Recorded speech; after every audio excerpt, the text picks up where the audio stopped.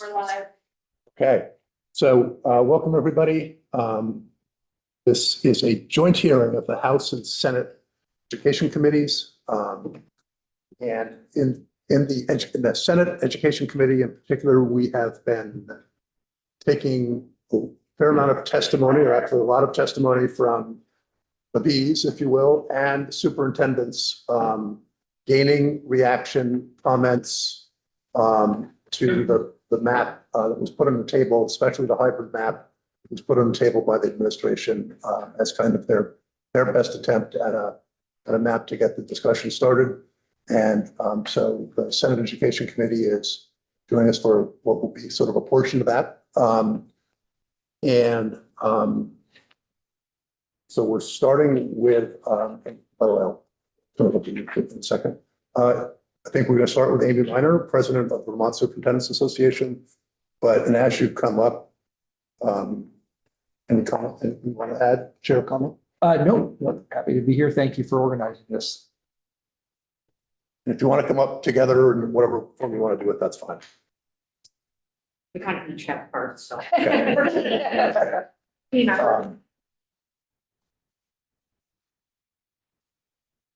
Well, thanks for having us here this afternoon. It's great to see everybody. For those of you that don't know me.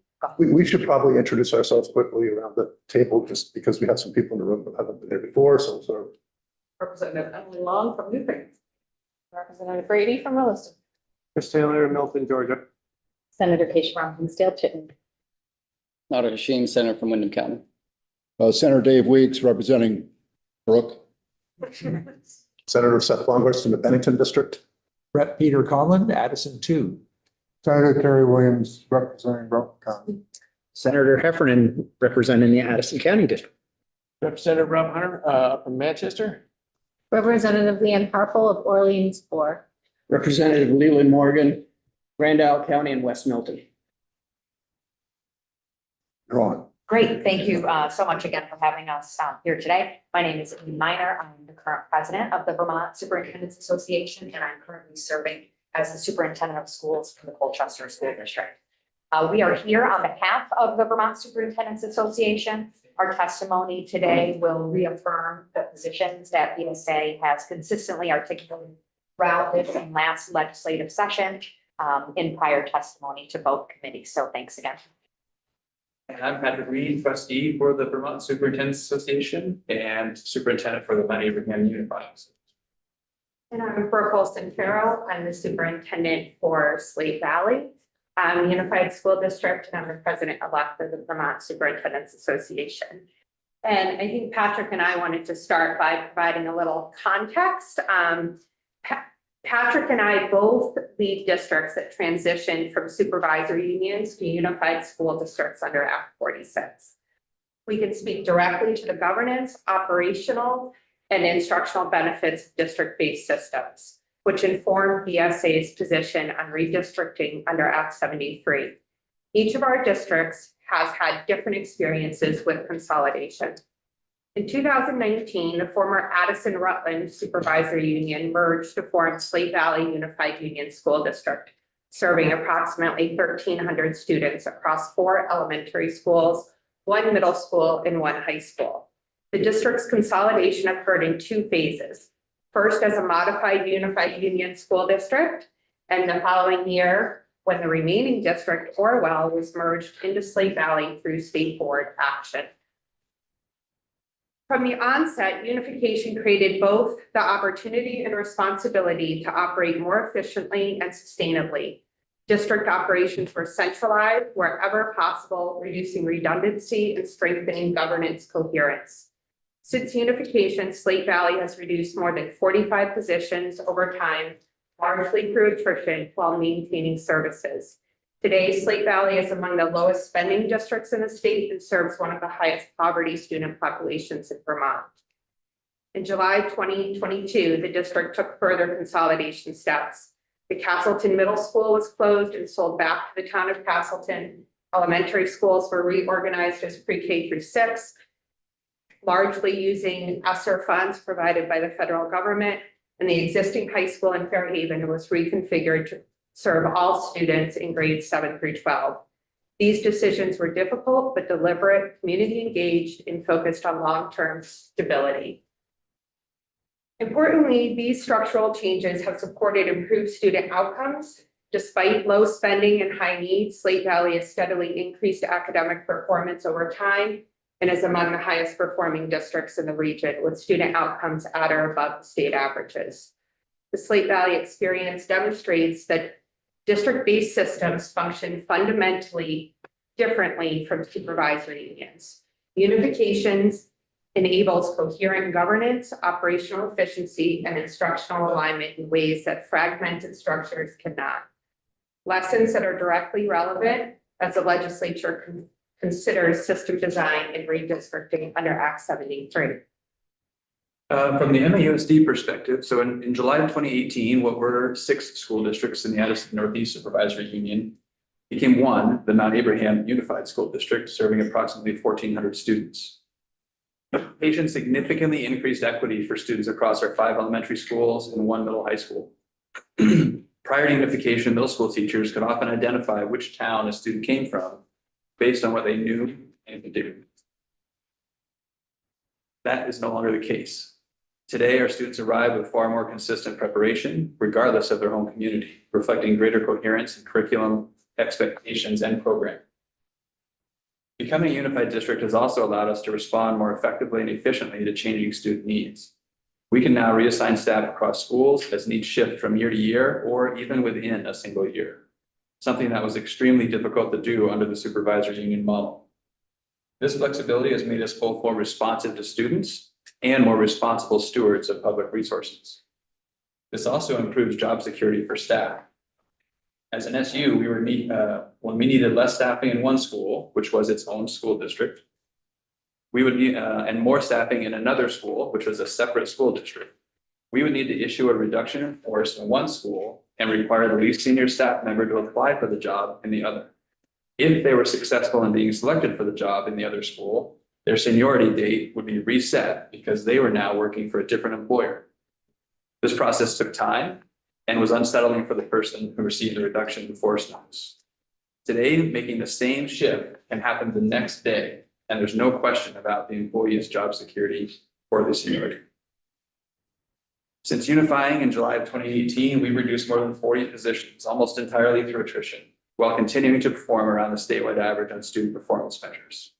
Largely due to unification, we are currently engaged in the critical work of examining operational efficiencies and rethinking educational delivery models that can improve learning for students, strengthen the teaching experience for our educators, and enhance affordability for taxpayers.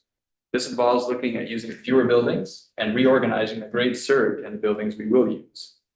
That said, in MAUSD, towns hold the authority to close schools. Whether or not any of our towns would be willing to do so is quite unclear. Engaging in this work would be far more difficult, if not impossible, under our former structure as an SU. As a supervisory union made up of single town districts operating small elementary schools, our opportunities to find efficiencies were extremely limited. Unification has given us the flexibility and coherence necessary to better serve students and communities, both educationally and financially. We thought both Brooke and Patrick giving some context would be important as we share our position on the maps and our position as an organization. So VSA wants to be very clear. We reaffirm what we have previously testified in January of 2025. Our position remains the same. Change must happen in Vermont's education system. Maintaining the status quo is not an option if the state is serious about improving the quality, equity, and affordability. We agree that scale matters, and we support the legislature's intent to pursue structural change. However, how scale is achieved matters, and change must be intentional, research-based, and supported by state policy. As an association, we cannot and will not produce our own redistricting maps. That is not our role, nor would it be appropriate for a professional organization representing superintendents across diverse regions of the state. Superintendents serve as executive leaders. We are charged with implementing policy and advising local school boards. School boards are the governing bodies with statutory authority over district structure, governance, and long-term direction. In many cases, a superintendent's professional assessment of what may be more operationally efficient or educationally sound may differ from the policy direction or preferences of a locally elected school board or the voting community. For VSA to produce maps would place superintendents in the position of advocating for specific governance outcomes on behalf of communities and boards that we do not govern, potentially undermining local decision-making, board authority, and trust at the community level.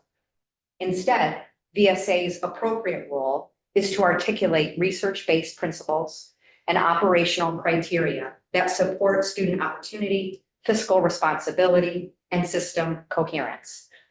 We can then support redistricting maps developed through the appropriate state and local processes that align with the principles that we believe in. This approach allows superintendents to continue to fulfill their professional responsibilities, preserve the integrity of local governance, and ensures that redistricting decisions remain grounded in both evidence and democratic accountability. We understand, however, that the emphasis is on maps. So in that regard, VSA supports redistricting that reflects clear research-based guidelines. Our responsibility to articulate those principles so that state policymakers can evaluate whether proposed configurations are likely to achieve the goals of Act 73. The maps presented by Secretary Saunders were developed as models intended to conform to Act 73's parameters, including the 4,000 to 8,000 student enrollment target. VSA has consistently testified that this target is not grounded in research, and it risks creating districts that are too large to deliver the intended efficiencies or maintain educational quality, especially when we are considering the Vermont context. As Patrick Green stated in his testimony in January, very large districts often introduce new administrative complexity and higher costs while diminishing the responsiveness to students and to the needs of the specific community. The 4,000 to 8,000 target has also contributed to mistrust because it lacks a clear research foundation and that very important Vermont-specific rationale.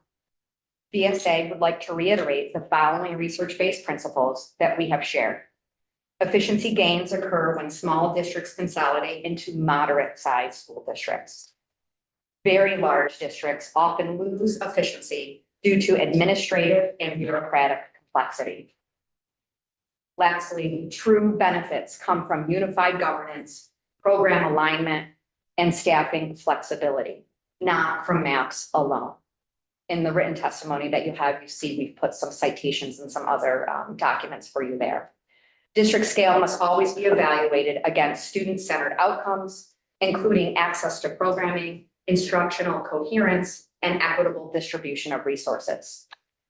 VSA continues to strongly support a system of school districts rather than a mix of school districts and supervisory unions.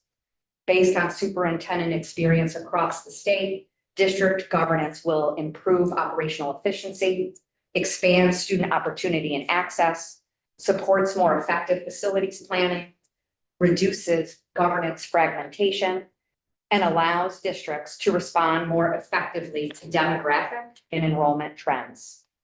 We would also like to point out that the VSBA regions were created solely for association governance and association business.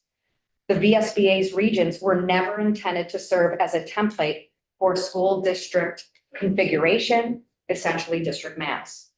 Similarly, reliance on historic regional high school infrastructure reflects past delivery models rather than being future focused on what students need, particularly as Act 73 requires strategic planning for facilities investments.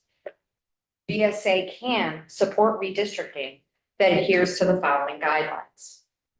Establish districts statewide, not a mix of districts and SUs. Set a minimum district size of approximately 2,000 students that will have pre-K to 12 continuity and a recognition that in some regions of Vermont, declining enrollment may warrant a minimum closer to 2,500 in some regions. We can support redistricting if it respects regional history, geography, transportation patterns, and existing collaborations achieving minimum scale except in sparsely populated areas that provide a clear statutory and regulatory pathway to unification rather than relying on local processes to reinvent transitions. Redistricting must reduce fragmentation without creating overly large bureaucratic systems, and it must expand student opportunity rather than simply reorganize Vermont governance. Finally, we reaffirm that drawing a redistricting map alone will not deliver efficiency or opportunity. The state must also support districts in achieving school level scale and efficiency, make a firm commitment to capital investment for school facilities, allow non-operating districts to designate compliant receiving schools, address rising healthcare costs that are consistent with the Vermont School Boards Association's proposals, implement Act 73 class size minimums with fidelity, and establish cooperative education service areas as recommended by the task force. VSA remains committed to working with the legislature, the Vermont Agency of Education, and our partners to achieve meaningful research-based change. We believe the principles that we've outlined here today offer credible Vermont-specific path forward. Thanks for the opportunity to present. We're happy to answer any questions that you might have. First question over here. Hi, thank you. I think I have more of a comment. Perhaps it'll turn into a question, but if you have any thoughts on it, this is helpful testimony. I think there's a part that I agree with, and then another part that I disagree with, and I'm curious on your thoughts here. So, it's on page 4 regarding the superintendents being put in a position of advocating for specific governance outcomes on behalf of communities and boards that you don't govern. And I wouldn't expect my superintendents from Windham County to know the nuances and the geography of the Northeast Kingdom or Rutland necessarily. But I do think that as a group, collectively, they could come up with some pretty good ideas, far better than what I could come up with for the Southeast portion of Vermont. And so I think, with this general concept of superintendents, providing these sorts of draft maps for their regions, I do think there could be some merit in there because, they know the ins and outs of their regions. And to your point of undermining local decision-making, I see where you're coming from, because going back to the previous example of Windham superintendents making plans for, or helping contribute to making plans for other parts of the state that they may not be familiar with, it would undermine local decision-making. But it's also similar to how we, in this role, could also be potentially undermining local decision-making by putting out maps for areas that we have no idea about. I mean, I've only been to the Northeast Kingdom a couple of times, and I don't know much about education in the Northeast Kingdom, just as I suspect folks from Chittenden County may not know much about education in Windham County. And so having us, we're in that same challenging position where it could potentially be undermining local decision-making if we are making these maps for areas that we don't know much about if we're not from there or representing that area. So I guess there isn't a question in there, but if you have any thoughts, happy to hear. I think I will respond by just saying, we work for our school boards. And so there is a slight potential in some areas, conflict of interest, where we may see a path, but our bosses, our school boards, want us to advocate for a different path. So that then puts the superintendent of the position, do I advocate for the will of my board, who is my bosses, employing me? Or do I advocate for something that I can see that would create efficiency? And as I do that, I will be out of a job because that's not the will of my board. So I think there's a little bit of a conflict of interest there, depending on how that were to transpire. Senator Weeks. So if I may, I'm going to try to put Senator Hashim's comment into a question. First, let me just say that I have complete admiration for what you guys do. I know you're in a difficult position. I do know that you have opinions. But to put Senator Hashim's comment into a question, I'm going to refer back to your memo, page 6, at the very top, paragraph 3, about respecting regional history, et cetera, et cetera. If we don't get input from the superintendents, whether individually or in mass, about how to approach these districts, if it's not you, then who is it? Who should we be seeking out to assist us in this task?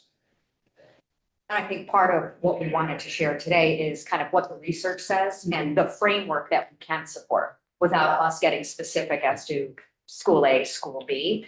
I think we all do have opinions, and I think we definitely want to be sharing our voice and reacting to maps that may be shared with you all. I think for us to, on our own as an organization, just offer up a map would put us in a precarious position as an organization itself. But I think there are absolutely conversations to be had. If there was a map that was 2,000 student size for school districts, that was SDs across the board, those are going to be types of maps that we're able to get.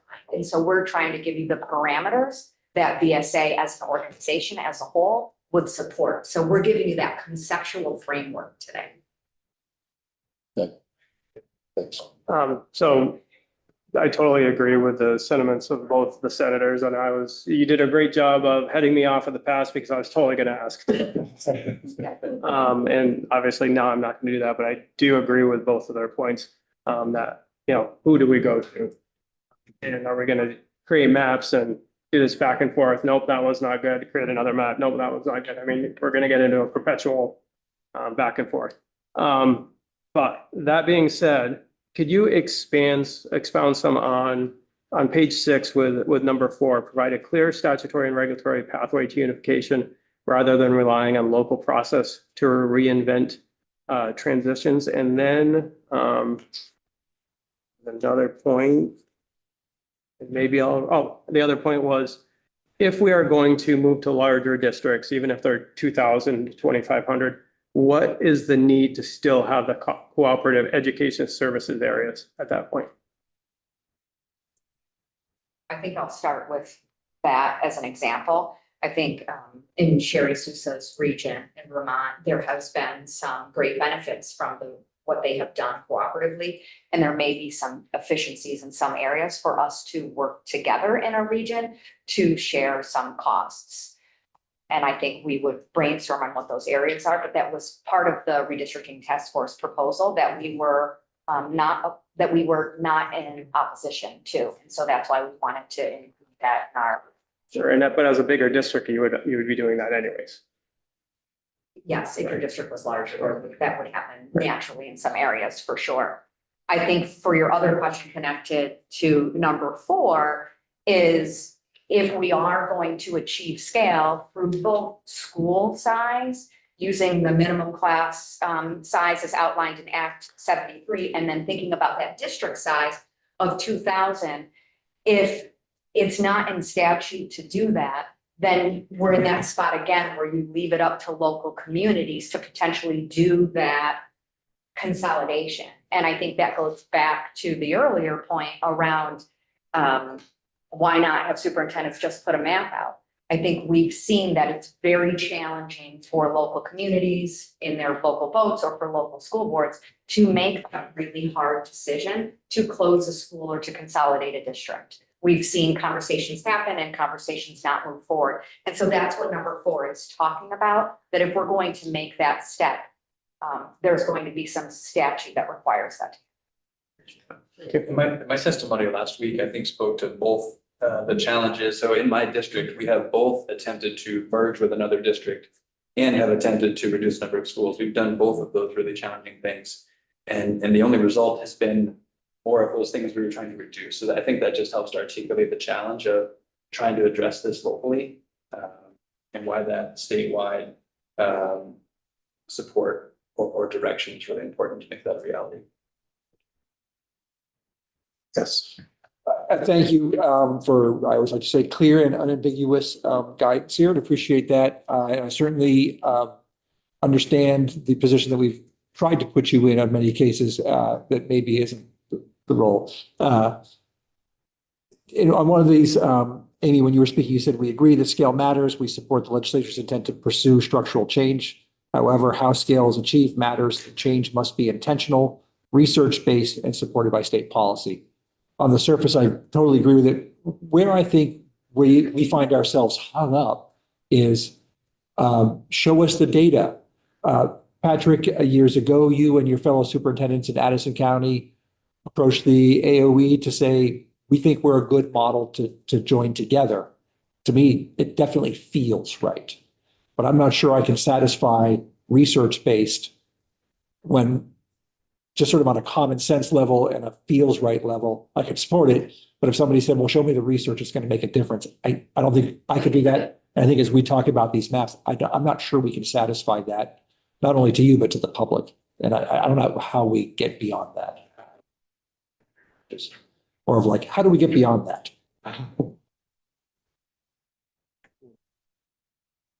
Yes.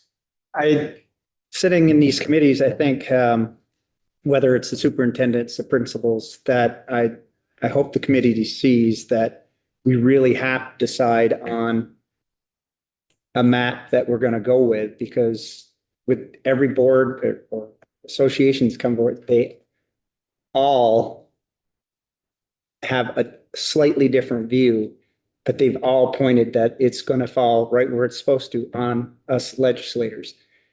And it's going to be important. It doesn't matter what lines we draw, people aren't going to like it. They're just not.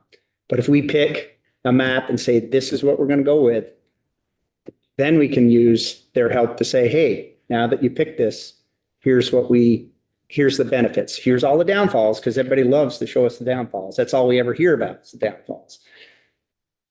But we need to pick a decision on a map so we can move forward, so that not only can they tell us the downfalls, but they can turn around and also, okay, here's where we can improve this, here where we can improve that. If we do nothing, the voters aren't going to be happy. Taxpayers are not going to be happy. And we haven't moved anywhere in 2 weeks. And it's depressing to sit in these committees and try to do what's right for Vermont and just get rejections from everybody that stands across from us or sits across from us. We elect committees, but let's decide on something and move with it. More of a statement than a question. Sorry. Yes. Thank you. So I'm not gonna come out from the same angle you've been hearing, because I do understand, having been a long-term school board member, I recognize the challenge. But I also want to say how much I appreciate the framework that you have shared, and you've been consistent in working clean. I think that's very helpful for the legislator as we move forward to try to make research-based decisions. And I would say that as much as it's a lot to slog through, there's quite a bit of research in the redistricting task force appendix E. So I keep referring back to that. My question, and you have one, and it's unrelated to any of this, but you didn't mention specifically in this regional high schools that was in that redistricting task force. Now, I'm going to say right up front, I recognize the challenges about creating a regional high school system in the state of Vermont. But my question is, do you think that we should be approaching redistricting and mapping with that in mind? Does the Superintendent's Association support that model, even though it's not fully fleshed out and it's going to take some investment? Yeah, I don't think we're there yet. I think our hesitation is it will require a significant amount of facilities dollars. I think, we're focused on the 2,000 district size at this point, but knowing the state of facilities across the state and the economic crisis that we're in right now, it's challenging to think about setting a plan that may not be able to come to fruition if we can't find the dollars to do that because of the cost perspective. Great, but if I can just follow up quick. But drawing lines on a map. Do you think it is important to draw lines on a map for a future state? And that's where I'm keep running up against this wall. There may be a future state, and when we redraw lines and, cause quite a bit of change in the state of Vermont, should we be keeping that in mind as a model that is effective and efficient? And I do think that's one of the things that we have in the testimony is, the current kind of conversation was kind of looking back on an old model that was produced. And so I think why we're not there yet is we want to be even more future focused. But right now, for the economics of Vermont, we have to make a step now. And we see the step now as SDs of 2,000 students. And this conversation needs to continue. We need to do something now. So let's make one leap and then continue to have that conversation. So yes and yes. That's it's very helpful. That's exactly what I want. Okay, yeah. I can speak a little bit to the Addison County context again. We've talked about a lot of things in Addison County. I haven't done quite a whole lot yet, but we've talked about a lot of really big things. I've actually testified to SEd in the past around this idea of a comprehensive high school in Addison County. We even have the location picked out at the junction of 7th and 17. That's kind of centralized that Addison County high schoolers could attend, and they walk down the hall to get their CTE programming instead of jumping on a bus and going somewhere. So that is something we've talked about before. As we're future focused and thinking about that, there isn't a building that exists there now. So that's something that's brand new, and there's a big price tag, and we know that's a barrier. But that kind of thinking, I think, is the right direction to go. How we get there is really challenge less. Yeah, Representative Brady, you're next. A comment on a question. I think I'm going to steal a little bit of the thunder of, I think, testimony you're going to hear right after us from NEK Day and from obviously schools that are very different from my own largest district in the state. But when we keep saying future state, we're talking future state of schools, but really, again, I'm going to steal Sean McMahon's thunder, but he'll deliver it much more eloquently. I think the reason that we're swirling, that the education committee is feeling more like a support group than a policy committee these days, and frustration and all frustrated and uncertain and nervous, is because we're talking about the future state of Vermont and not just education, and really interconnected deep challenges around healthcare, our regional and statewide economy, around education, and around our demographic reality. So I understand, I share the frustration, but I guess I see that we are all swirling in. I think really the reason maps are so hard is because they're not just about school districts. It's really about the future state of Vermont here. But more specifically from your testimony, I wonder, one, to me, the recommendation that we have heard many times of school districts, operating districts, I think that is a map that can actually be drawn quite quickly and easily by any of us. So I do think there's a bit of a map there. And two, my question though is about implement active class size minimums with fidelity. What do you mean? We use that phrase a lot in education, I know. What do you mean by that? Why does that matter? What does it look like if it's with fidelity? How does that impact these overarching goals of efficiency and opportunity? I think that is in there because there is a fear that if we just draw a map and make new districts, we're not addressing one of the root causes of cost. And one of those root costs is very, very small class size, which results in decreased opportunities for learners. And so you can't have this conversation, unfortunately, and it pains me to say it, but because of student enrollment, it is true, is very small schools. And so if you have very small schools, those cost more to operate. And so in that consolidation piece, I think an important part of Act 73 is those class size minimums. And only where it's rurally not able to merge with another district, I think that conversation needs to be around, do we force closure of small schools? That's what the fidelity piece is, because we can't continue to have a number of exceptions to allow to have class sizes of 4, 5, 6 students. That's part of what is costing education to be so. Consider who's doing. I know the house has to go. No, they said they can stay for a few more minutes. Oh, okay. You guys, you all have a few. So, yeah, I mean, I actually think you understood the assignment, as the kids would say. I think this is extremely helpful and, you know, we need to get beyond the sake of maps for maps' sake.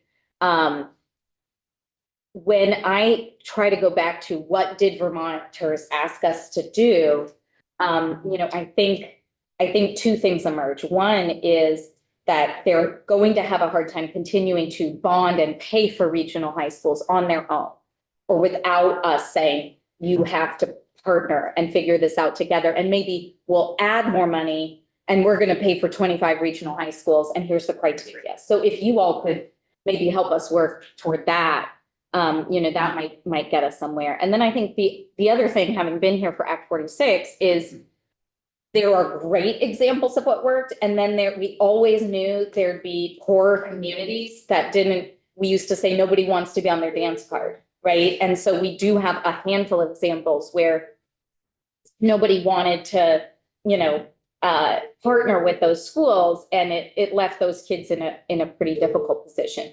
And that's the only reason I think people came back to us and said, you have to draw some of these lines. It can't just leave it up to the communities.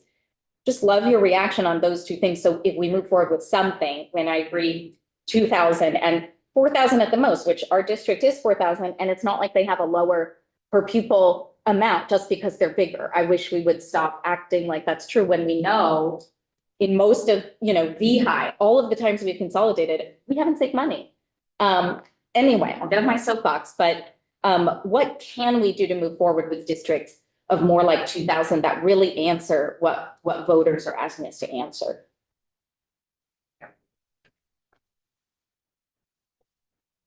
For weeks. No, I'll pass.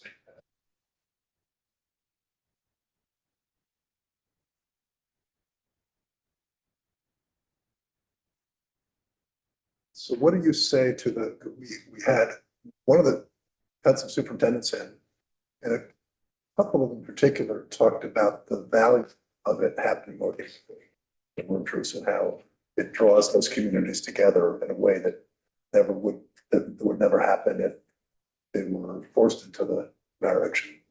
And they were very eloquent about all the value that came and how well it's worked because they went through the messy, difficult process of finally coming together. I think I can speak a little bit to that because in Addison Rutland Supervisory Union, we had initially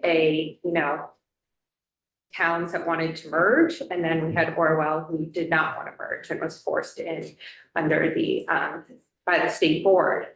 And I think for us, Orwell would have never come in to the district on its own.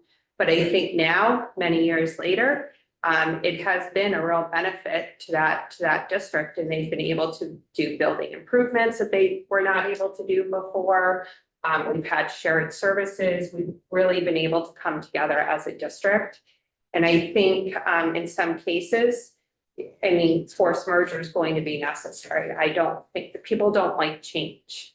And so it's challenging, right? And even those who came together voluntarily, it was still challenging. I would say, you know, I'm in my 9th year of my superintendency, merged essentially twice since I started. I think we're hitting our stride in year 8 and 9, right? Like in our district, it takes a long time to really form those relationships and begin working together.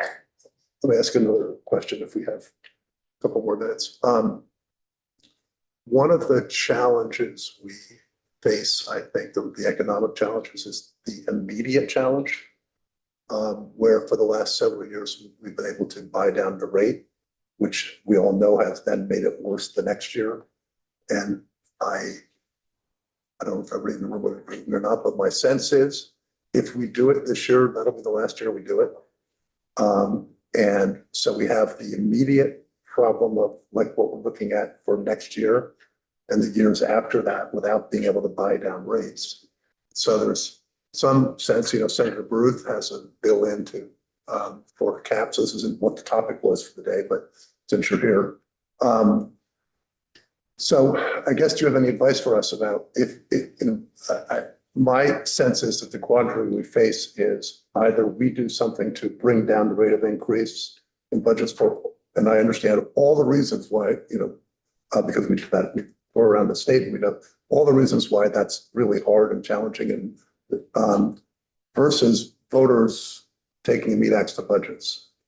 And so I'm constantly thinking about what do we do if my hypothesis is right and like we're facing like the need for action tomorrow or yesterday, what do we do to deal with that issue now?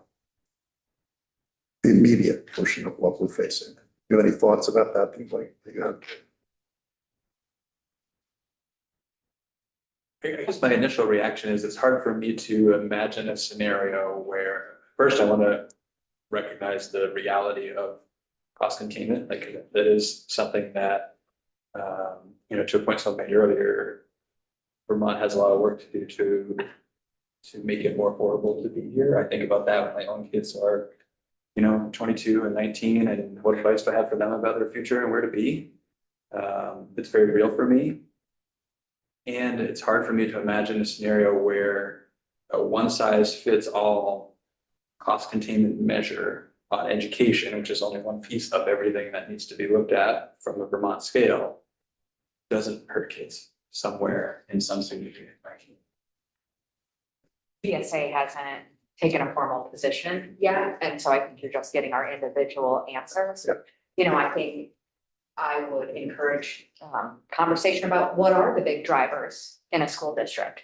And so if I make it now just Amy Minor talking for the Colchester School District, my two big drivers are, salaries, benefits, healthcare. Healthcare makes up 12.2% of my budget. That's a big number. Transportation has gone up over 15% over the last 3 years. Those are two drivers that locally I have no control over. I think I would caution around just a blanket cap because it's going to impact every district differently. And so in my district, that's going to mean reducing programs for kids. I'm already over the education quality class size in 4 grade levels. Our enrollment has been 2,100 students since 2009. I'm not a school district that has declining enrollment. And I think we're right size because we have class sizes of 23, 24. My electives at the middle school are 26, 27 kids in those classes. My community and my board worked hard for 10 years to get a facilities bond. And so now we're working on the facilities bond. So if there's a cap next year, I have to pay my bond payment. So if then I'm gonna take away from kids. And I don't, that would be hard. So I think there needs to be some analysis of what is that impact and what is the big drivers. I think there's some concerns that it'll result in draconian cuts that will hurt kids. But we all agree, we're all sitting here, that we're in an economic crisis. Yeah, I'm a district where probably the poster child for failed budgets, right? We've had 16 budget votes in 8 years. So I think, so typically our budget doesn't pass the first time, no matter what, even if there is potentially a tax buy down on the horizon. That does not seem to make a difference to our voters. We spend $11,500, per pupil, pretty much at the bottom in the state. We've cut 45 positions. I don't know, what else we could possibly cut. And again, to Amy's point around health insurance, transportation, those are things that are just totally out of our control. And so, reductions are going to hurt kids if we can't reorganize somehow. And right now, our articles of agreement have voters closing schools. That's not going to happen in our communities. It's just not. So. Thank you. Any other questions? And then you need to get to the floor, so. So we are adjourned. And Daphne, are we staying here? And we'll stay here. Okay, then we'll go back on in a minute.